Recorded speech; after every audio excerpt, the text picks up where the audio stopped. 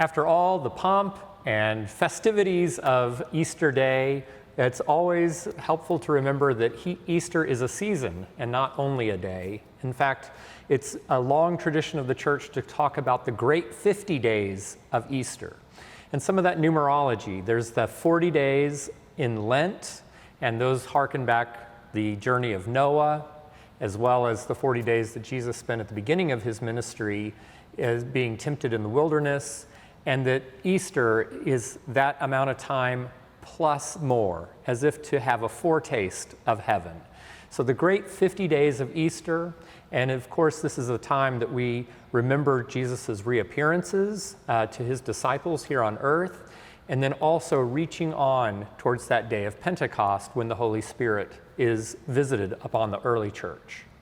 So over the next several weeks, we will have lots of resurrection stories and living into this new resurrection life that we have. As Tom talked about, these Easter moments, having that sense of eternity that we can embrace and realize, recognize, even in our daily life.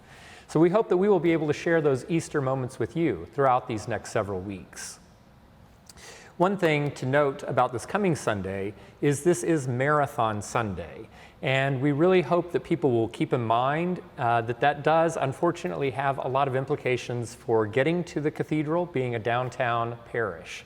And so we would certainly encourage any of you that feel like that the hassle may be more frustration than it would be spiritual preparation, to certainly take advantage of our YouTube stream. That YouTube channel is SJCKNOX, or to use local access cable channels to view our services.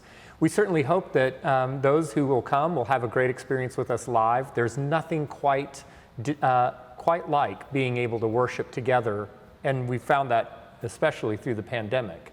But we also recognize that there are sometimes extenuating circumstances, and the street closures that will be occurring on Sunday morning are probably going to be pretty disruptive. So we hope that you will make good decisions about the way that you choose to engage with us here at St. John's this coming Sunday. Easter 2, the second Sunday in the Easter season, is always Thomas Sunday. We always read one of the narratives that focuses on the disciples and especially on doubting Thomas, on Thomas who doesn't quite have the capacity to buy in to this idea that Jesus has been bodily resurrected.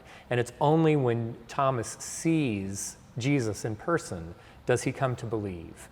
And there are lots of ways to look at this and lots of ways for us to think about that. It's always important for us to not be way too judgmental about poor Thomas, because all of us have a little bit of that in us, and we all need to be touched by those hands of Jesus and touched by that love.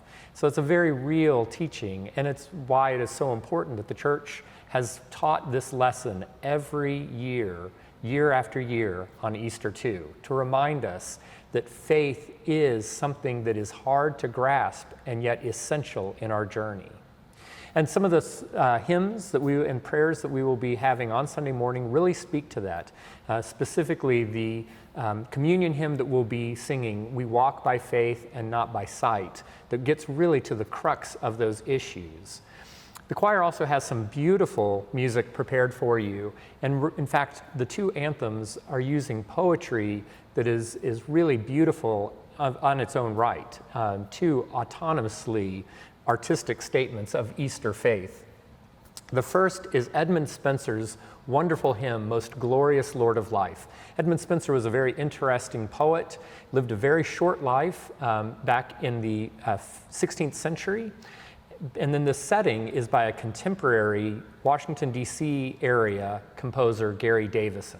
So it's this sonnet, "Most Glorious Lord of Life," with these really sumptuous harmonies.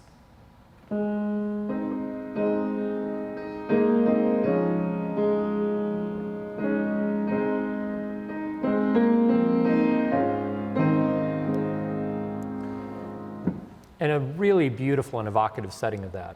Also at communion, we'll be having a setting of George Herbert and his famous poem, Easter Wings. So a lot of really beautiful textual things for us to think about as well.